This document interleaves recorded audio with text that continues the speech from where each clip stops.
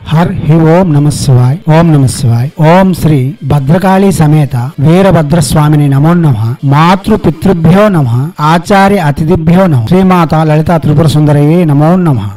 శివశక్తి స్వరూపులారా, ఇప్పుడు ఉద్దామేశ్వర తంత్రమందు చెప్పబడిన యక్షిణులలో 22వ యక్షిణి అయిన శోభాని యక్షిణి మంత్ర సాధన గురించి చెప్పుకుందాం. ఈ మంత్రము 14 రోజులు మాత్రమే చేయవలసి ఉంటుంది. అశోక చెట్టు కింద కూర్చొని జపం చేయడం వలన విశేషమైన ఫలితం ఇవ్వగలదు. ఈమె యొక్క ఉపాసన వలన ఆనందకరమైన జీవితము, ఐశ్వర్యము, సకల భోగములు లభించడంతో పాటు నిత్యానందము ప్రసాదించగలదు. గొప్పదైన జీవితం కూడా ప్రసాదించగలదు. 14 రోజులు ఉపాసన చేసిన తర్వాత మరలా చేయాలనుకుంటే మరల 14 రోజులు ఉపాసన చేయవలసి ఉంటుంది. ఈ ఉపాసన చేయాలనుకునే వాళ్ళు కూడా ఏదైనా భైరవ లేక దశమహా విద్యాది దేవతలలో ఏదో ఒక దేవత యొక్క ఉపాసన చేసి ఉండాలి. గురు సమక్షంలో మంత్రం తీసుకొని జపం చేయవలసి ఉంటుంది. తొలి సంధ్య మరి సంధ్య యథాశక్తి దేవతకు కులదేవతకు పూజిస్తూ మీరు ఏదైతే మీ దేవతగా భావన చేస్తున్నారో ఆ దేవతకు పీఠం అమర్చి యథాశక్తి పూజాది విధులు గావించి గురువు ఇచ్చిన యంత్రముతో అష్టదిగ్బంధన మరియు ఆకర్షణ విధానములు పూర్తి చేసుకున్న తర్వాత నిత్య ద్రవ్య మంత్రమును తొలి సంధ్య మరి సంధ్య 108 జపం చేసి తర్వాత రాత్రి 9 గంటల నుండి ప్రారంభించి ఈ మంత్రం 140 మాలలు జపం చేయవలసి ఉంటుంది. ఇలా 14 రోజులు జపం చేయాలి. పూర్తి చేసుకున్న తర్వాత మరలా 14 రోజులు ప్రారంభించి చేసుకోవచ్చు. ఒకసారి జపం పూర్తయిన తర్వాత మనం యజ్ఞము, తర్పణము, మార్జనము, ప్రీతాన్న భోజనము ఇచ్చి తర్వాత 11 రోజులు జపం చేస్తే చాలు మనకు సకల విధములైన అనుగ్రహములు చేకూర్చగలదు. ఈమె యొక్క ప్రసన్నతకు 14 లక్షలు జపం చేయవలసి ఉంటుంది. దివ్యాత్మ స్వరూపులారా, ముందుగా జపించవలసిన నిత్య ద్రవ్య మంత్రము హ్రీం శ్రీం నిత్య ద్రవే మదా శోభనే శ్రీం హ్రీం. మంత్రం మరోసారి హ్రీం శ్రీం నిత్య ద్రవే మదా శోభనే శ్రీం హ్రీం. మంత్రం మరోసారి హ్రీం శ్రీం నిత్య ద్రవే మదా శోభనే శ్రీం హ్రీం.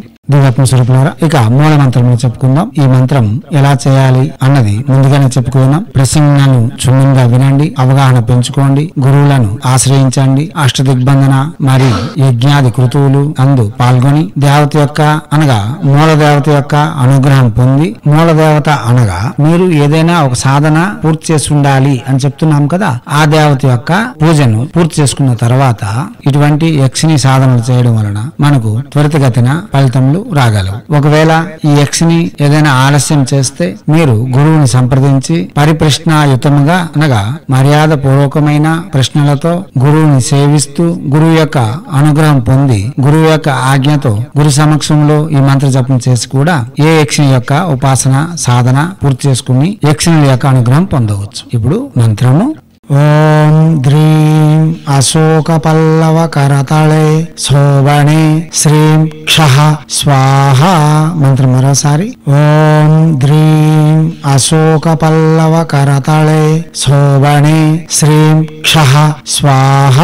మంత్రం మరోసారి ఓం ధ్రీం అశోక పల్లవ కరతళే శోభనే శ్రీం క్షః స్వాహ. దివ్యాత్మ స్వరూపులారా, వాచక జపమే చేయాలి. మానసిక ఉపాంశ జపం పనికిరాదు. ప్రసంగములను వినండి, అవగాహన పెంచుకోండి. ఎటువంటి తొందరపాటు నిర్ణయాలు తీసుకోకుండా యక్షిణులు, మహాశక్తులు, యోగినులు వాటితో సంపర్కము లేక వాటితో వ్యవహారము చాలా ప్రమాదకరమని చెప్పుకోవచ్చు. గాని నేర్చుకున్న వారికి, నేర్పరులకు, సాధకులకు అది సులభము, సాధ్యము. కాబట్టి పాముతో చెలగాటము, అగ్నితో చెలగాటము ఎలాగైతే ప్రమాదకరము వీరితో కూడా అలానే ఉంటుంది. వాహనం అధిరోహిస్తే మనకు ప్రమాదం, గాని వాహనం అధిరోహిస్తే వేగంగా చేరుకుంటాం. ఎలాగైతే మన ఆవశ్యకతలను అనుసరించి వాహనములను వినియోగిస్తున్నాము, ఈ యక్షిణులు, యోగినులు, పిశాచినులు కూడా అలానే వాడుకోవాలి తప్ప ఎటువంటి పరిస్థితిలో కూడా చులకనగా చూడడం లేక హేళనగా ఉండడం, అవహేళన కావడం అన్నది చాలా ప్రమాదకరం. ఇవన్నీ అర్థం చేసుకొని సాధనలు చేస్తూ ముందుకు పోతే మీకు ప్రతిదీ సిద్ధింపబడుతుంది. కాగా ఒకసారి మనం ప్రయత్నించిన తర్వాత ఒకవేళ దానిలో ఎటువంటి నిదర్శనములు మనకు కనబడకపోతే మన గురువు వద్దకు వెళ్లి కొన్ని రోజులు సాధనలు నేర్చుకొని తర్వాత మనం పరిపూర్ణంగా చేయవలసి ఉంటుంది. ఉన్నాయి మనకి తప్పనిసరి అనుగ్రహిస్తాయి. దీనిలో ఎటువంటి సందేహం లేదు. దివ్యాత్మ స్వరూపులారా, చేయండి. చేసి తగ్గ ఫలితం ఉంటుంది. ఎనలేని ఆనందములతో మనోవాంఛ పరిష్కార సంతృప్తితో మెలగాలని హైందవ సనాతన ధర్మ ఋషులు మనకు అందించిన విద్యలు వినియోగించుకోవడంలోనూ భారతీయ సంస్కృతి సాంప్రదాయాలు కాపాడడంలో ముందంజలో ఉంటూ మన యొక్క ఆచారాలలో ఉండే గొప్పతనాన్ని వెలుగెత్తి చాటేందుకు మీరు అందరూ కూడా తమ వంతుగా కృషి చేయాలని కోరుతూ, మీరు ఈ సాధనలు చేసి ఆ దేవత యొక్క ప్రసన్నతలు పొంది ఫలితం ప్రత్యక్షంగా చూడాలనుకునే వాళ్ళు ఈ సాధనకు ఆవశ్యకత కలిగిన మోహిని తిలకములు, యక్షిని గుళికలు, యక్షిని కవచములు, అష్టదిగ్బంధన యంత్రములు పెట్టుకుని చేయడం వలన విశేషమైన ఫలితములు ఇవ్వగలవు. అవి మీకు అందించేందుకు రత్నశ్రీ మీ ప్రాంతమందే మీకు అందుబాటులో ఉండేందుకు తమ వంతుగా కృషి చేస్తుంది. దానిలో భాగంగా హైదరాబాద్ లో 3 నంబర్లు ఇవ్వబడి ఉన్నాయి. వారిని సంప్రదించండి. హైదరాబాద్ లో రాజలక్ష్మి, శ్రీకాంత్, సీతారాం అడ్వకేట్ ఫోన్ నెంబర్లు ఇవ్వబడి ఉన్నాయి. అదే ప్రకారంగా ఒంగోలు అంబిక, కాకినాడ రాఘవాచారి, విజయవాడ చంద్రశేఖర్, అన్నవరం హరికృష్ణ మీ ఆవశ్యకతను అనుసరించి వీరిని సంప్రదించగలరు. ప్రతి విషయంలో